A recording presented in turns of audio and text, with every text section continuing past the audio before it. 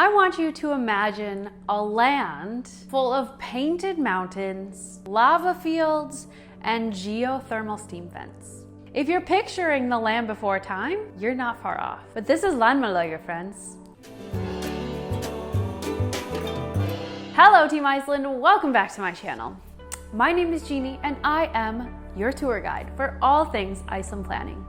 Today, I am so excited to bring you part 2 of my 3-part Highland planning series, where I'm talking all about how to plan a trip to Landmannalaugar. But before we get too far, it's time for a little Instagram gratitude. This week's shout out goes out to Elizabeth Height Photography, and she wrote, "I learned how to take iPhone milky waterfall photos thanks to Iceland with a View." Awesome!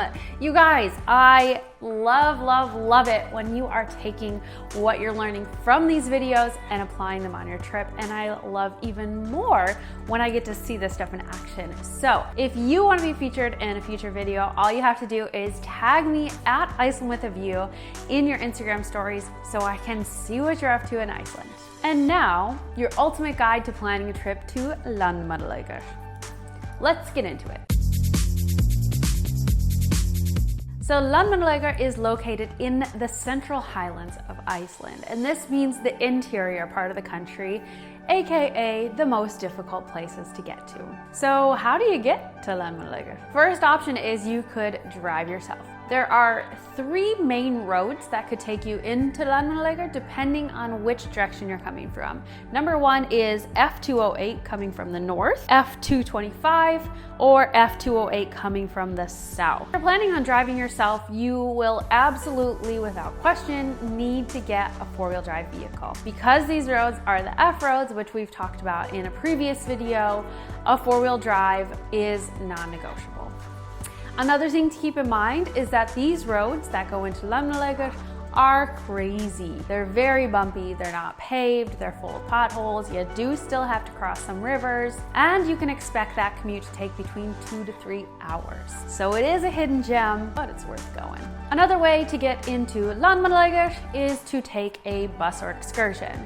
So you could hire a company like Reykjavik Excursions or Treks, and they can take you into Landmannalaugar. It is possible to do this as a day trip. Now these tours leave out of Reykjavik, and like I said, it is about a 3-hour commute from Reykjavik into this area, but it is possible to do it in a day trip. So if you want to get dropped off, do some hiking, and then head on a bus to get out, it's possible. Or if you prefer to stay overnight, then you want to just arrange your accommodation or bring your tent. We'll talk about that in a second. And then you could stay overnight and do plenty of hiking and then take a bus out whenever you're ready. Another way that you could get into Landmannalaugar is by starting in Þórsmörk and hiking over. So for those of you that are extreme and well prepared and aware of this trail called Laugavegurinn, there is a 55-kilometer trail that hikes from Þórsmörk into Landmannalaugar.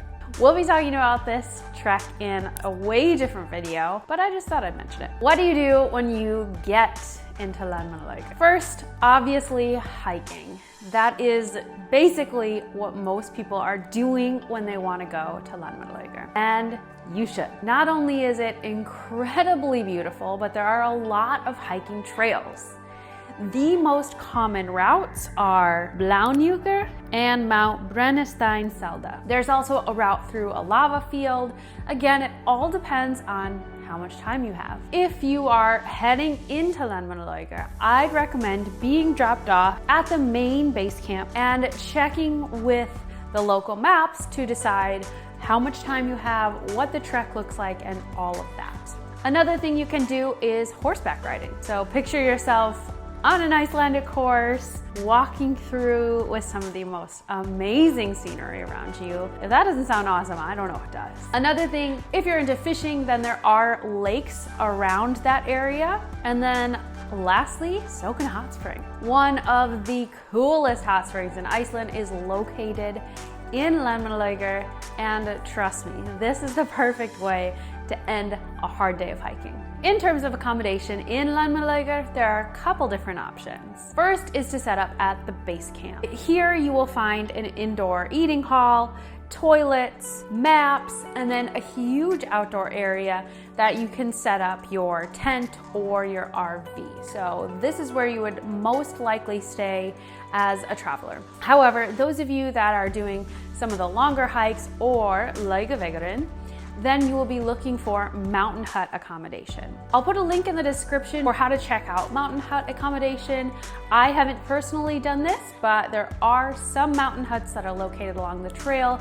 You just want to make sure that if this is something that you want to do, you need to book this really far in advance because obviously there's not a lot of them. And finally, my pro tips for planning your trip to Landmannalaugar. First is that you can only get to this area in summer. And usually the F-roads that lead into this area don't open until at least mid-June. And then they'll go until the end of August or maybe the middle of September. It all just depends on the snow. Next, if you are planning on driving yourself, I highly suggest checking out my F-road video. This is going to teach you everything that you're going to need to know about driving on those roads, the kind of vehicle that's required, and everything like that.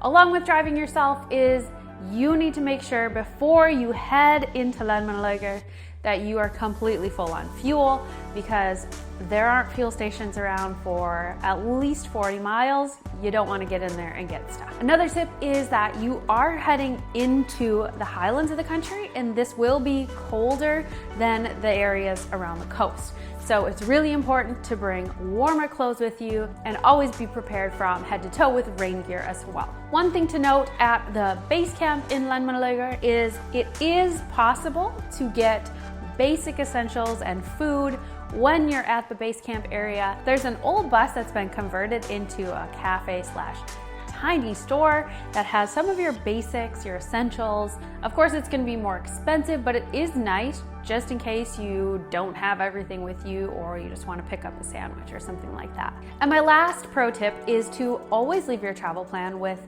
safetravel.is. Again, you guys, you're going into the Highlands, you're traveling on some of the craziest roads, and then on top of that, you could be hiking in the middle of nowhere where you might not see another travel for a long time. So leaving your travel plan with safetravel.is is a great way to, in case something happens to you, then someone knows where you are. And finally, if you guys loved the information in this video, then let me tell you, you are going to love the information in my Iceland planning course called Iceland Planning Made Easy. I have created this course to literally help you plan a trip to anywhere in Iceland from start to finish. Inside this course are video tutorials, printables, checklists, and all of the maps, including the Westfjords, the Highlands, and anywhere that you can even want to travel in Iceland. I am so extremely proud of this course. It has helped so many people completely plan their trip to Iceland, and I would love to see you inside so I can help you do the same. If you're interested in joining us in the course, then I will leave a link in the description below. You also get access to our private Facebook group where I do a monthly Q&A, itinerary reviews, and answer any questions that travelers have. So it's literally the best Iceland planning tool. Thanks so much for hanging out with me today, friends. I'll see you next week for another Iceland video, and until then, happy planning.